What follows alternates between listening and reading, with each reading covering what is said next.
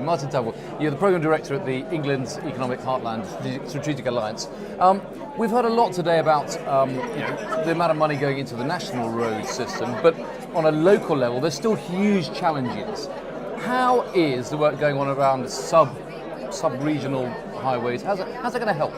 I think what we've seen today at this conference run by the CIHT is some work around what we're calling a major road network, which recognises that when it comes to economic activity, yes, Highways England national network is important, but there's also a part of the local highway network that's just as important. And bringing those two together into what we call a major road network gives us clarity, gives a focus, and gives us the basis for making a case for investment in both maintaining it and improving it. So is this effectively like having, I suppose, a Transport for London style organisation dotted all around the country? It's certainly got the potential for doing that, and the strength of it comes from the fact that it's local partners recognising the need to work together collaboratively on strategic partnerships, but it's the local partners identifying what's the right partnership for them. So how does it help?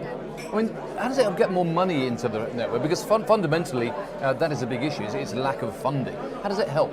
So it helps in a number of ways. Most importantly, by providing a strategic view, we can make the best use of the money available from national and from public sector. Right.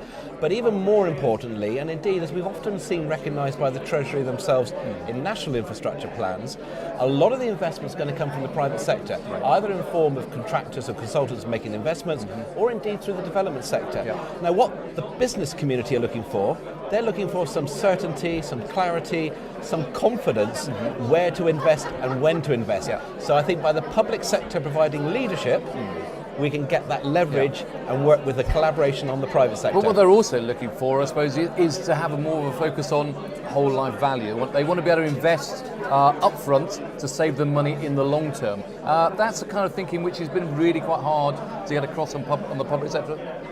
And understandably, because of the stop-start nature sometimes of the public sector. But I think what we're realising, and again, in some respects, the government nationally has been providing leadership by putting together the National Infrastructure Commission.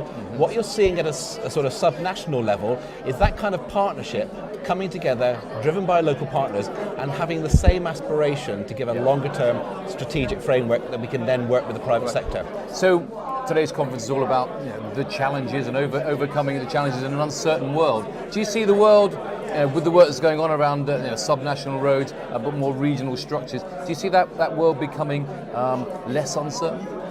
I think we're always going to have to work with uncertainty. I think what we're seeing technology-enabled innovation, putting the individual, putting us as customers of transport very much at the heart of the system. Yeah. It means that when we're planning for and investing in the transport system, we've got to be a lot more fleet of foot, a lot more agile.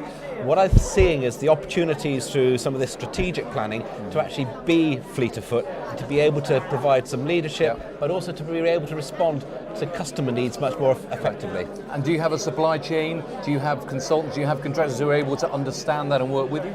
We're already starting, as a strategic alliance, we're already starting to have a conversation with those partners that we're already working with, and I have to say the reaction to them has been very positive. They can see the added value, they can get the ambition, and more importantly, they want to work with us in shaping that moving forward.